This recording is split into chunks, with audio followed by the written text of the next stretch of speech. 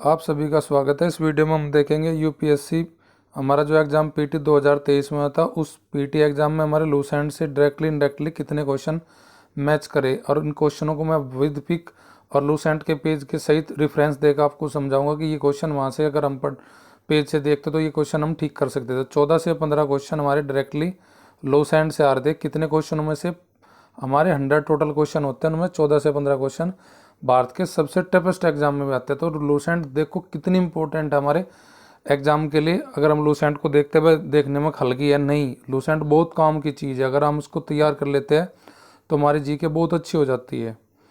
तो देखो यहाँ पे पिक लगा रखी है एक साइड में मैंने लगा रखा लूसेंट के आपके पेज दे रखे नंबर। देखो जैसे हमारा पेज नंबर 102-3 पर 2020 के एडिशन में लूसेंट के में ये क्वेश्चन था, झील नदी से रिलेटेड क्वेश्चन था। अगर आपने लूसेंट में अगर आप जाकर देखो तो ये सीधा सीधा क्वेश्चन उससे मैच हो रहा है। तो इसके स्टेटमेंट जो 3 स्टेटमेंट है, उन 3 स्टेटमेंट में आपका पहला स्टेटमेंट ठीक है और साथ साथ में इसका तीसरा स्टेटमेंट भी ठीक है। तो तीसरा स्टेटमेंट और पहला स्टेटमेंट इसका सही हो जाता है। तो इसलिए हमारा इस आंसर जो हो जाएगा इसका 2 जोड़े मैच करते हैं, केवल 2 जोड़े मैच कर रहे हैं इसके हमारे। अगला हमारा क्या दिया गया, पोर्ट का दिया गया। पोर्ट का हमारा क्वेश्चन पेज नंबर 116 पे है, जहाँ से हम पेज 116 पर जाके पोर्ट के क्वेश्चन को हम सोल्व कर सकते हैं। बाकी जो क्वेश्चन इसमें दिया गया थोड़ा से ट्रिकी दिया गया है इसमें जो हमसे पूछा है। तो देखो क्या पूछा है इसने, कामराज पोर्ट के बारे में बता रखा है, मुंद्रा पोर्ट के बारे में बता रखा है, विशाखापत्तनम के बारे में। ये कह रहा है कि जो कामराज पोर्ट है भारत का एक कंपनी में पंजीकृत सबसे प्रमुख है, ये ठीक है हमारा स्टेटमेंट। मुद्रा वाला भी ठीक है, पर विशाखापत्तनम वाला भारत का सबसे बड़ा आयातक जो है वो जवाहरलाल नेहरू वाला पोर्ट है, ये नहीं है। तो उसमें स्टेटमेंट 2 ठीक है हमारे को, में एक गलत है। तो ये भी आप लूसेंट में अगर आप जाकर देखोगे तो ये आपको मिल जाएगा पोर्ट वाले क्वेश्चन। अब वहाँ से एक थोड़ा रिलेट करके हम बना सकते थे क्वेश्चन को। एक हमारा क्वेश्चन पूछा गया अफ्रीका महाद्वीप में हमारी एक नदी है कांगो, उसके बेसिन से रिलेटेड क्वेश्चन पूछा कि कौन सा कांगो बेसिन के अंतर्गत आता है। देखो ये हमारा रेड मैंने मैप लगा रखा है, ये कांगो बेसिन की कंट्री है हमारे। तो इसमें जो ऑप्शन दी गई है वो कैमरून इसकी कंट्री में अंदर आ जाएगा, किसके, कांगो बेसिन के। तो ये क्वेश्चन अगर आप लूसेंट में आप देखोगे अफ्रीका कॉन्टिनेंट में 77 पेज में वहाँ पे कांगो बेसिन के बारे में दिया है। अगर आप थोड़ा आप मैप से पढ़ के थोड़ा सा अगर पता है तो आपको क्वेश्चन निकाल जाते हैं इससे भी आप। अगला क्वेश्चन हमारा देखो जैसे इसने दे रखा है कि लूसेंट में कहाँ पे है, पेज नंबर आप रसायन विज्ञान में जाओगे तो 133 पेज पे है लगभग ये। वहाँ पे हाइड्रोकार्बन्स के प्रकार दे रखे हैं। तो हाइड्रोकार्बन्स के जो प्रकार है उन्हीं से रिलेटेड ये क्वेश्चन है हमारा। अगर आपने हाइड्रोकार्बन्स पढ़ा हुआ है तो ये आप तीनों के तीनों चारों के चारों स्टेटमेंट आप बिल्कुल ठीक कर दोगे। तो उसमें 3 स्टेटमेंट ठीक है, एक हमारा गलत है। जैसे इसमें अगला क्वेश्चन है हमारा आरबीआई का, बिल्कुल दे रखा हमारा लूसेंट में 141 पेज पे दिया है रिजर्व बैंक के बारे में। अगर आपने रिजर्व बैंक अच्छे पढ़ रखा है तो आप निकाल दोगे इस क्वेश्चन को भी। भारतीय रिजर्व बैंक में निम्नलिखित में से एक गतिविधियों को बाध्यकरण यानी कि स्टरलाइजेशन के एक भाग के रूप में जाना जाता है। तो ये हमारा आंसर इसका ओपन मार्केट की जो ऑपरेशन होते हैं यानी खुले बाजार की जो कार्रवाई होते हैं उसे बोलते हैं हम इसको। तो ये भी लूसेंट में हमें दिया गया है पेज नंबर 141 पर। नेक्स्ट क्वेश्चन देखो ये हमारा बिल्कुल जो अगर आपने लूसेंट के 194 पेज पर जाकर आप देखो वहाँ पे अनुच्छेद है कौन सा संवैधानिक बॉडी है, इसने पूछा हमसे। तो उसमें 4 स्टेटमेंट है जो अगर आपने पढ़ रखा है कौन सी कॉन्स्टिट्यूशन बॉडी है, कौन सी नॉन कॉन्स्टिट्यूशन बॉडी है। तो उसमें पिछड़ा वर्ग आयोग जो है कॉन्स्टिट्यूशन बॉडी है, इसका हमारा विवरण है संविधान में। बाकी जो ये दे रखे ये कॉन्स्टिट्यूशन नहीं है, ये स्टैट्यूटरी बॉडी है हमारी। तो उसका पहला हमारा ठीक है स्टेटमेंट, बाकी 3 गलत है।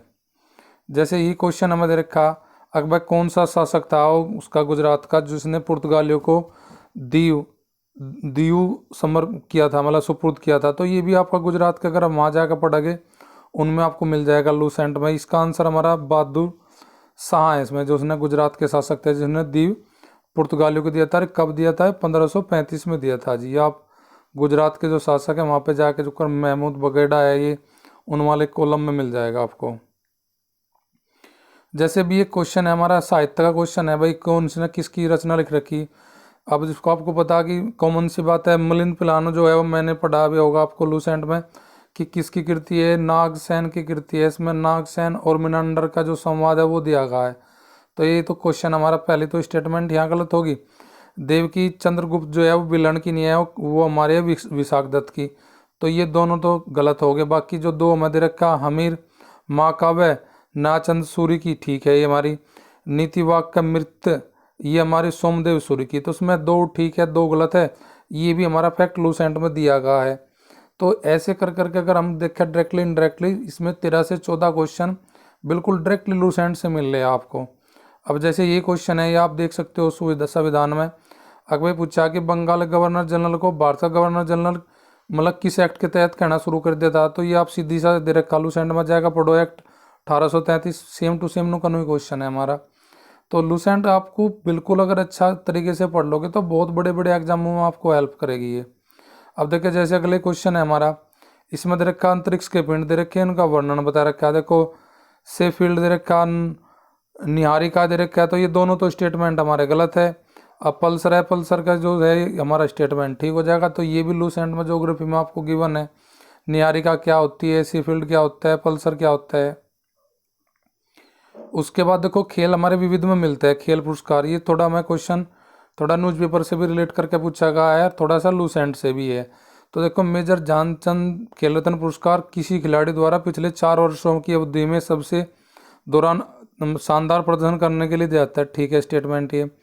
अर्जुन पुरस्कार किसी खिलाड़ी द्वारा जीवन भर की उपलब्धि नहीं, ये भी 4 वर्ष के लगातार अच्छा प्रदर्शन के लिए किया जाता है, तो अर्जुन पुरस्कार के लिए स्टेटमेंट गलत है। द्रोणाचार्य उन प्रशिक्षकों को सम्मानित करने के लिए सफलतापूर्वक खिलाड़ी की टीम को प्रशिक्षित किया जाता है, तो हाँ ये इसके लिए दिया जाता है, ठीक है।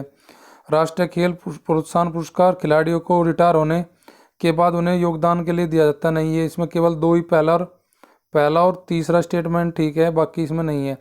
तो ये भी आपको अगर थोड़ा आपने लूसेंट पढ़ा है प्लस न्यूज़पेपर पढ़ा है, देखो आपके यूपीएससी का एग्जाम सीधे किसी भी क्वेश्चन के हिसाब से नहीं मिलने के, वहाँ पे आपको डायरेक्टली इनडायरेक्टली क्या होता है स्टेटमेंट दिया जाता है। तो आपको जो आपने डाटा पढ़ रखा है वो कहीं ना कहीं आपको मैच करके स्टेटमेंट ठीक निकालने।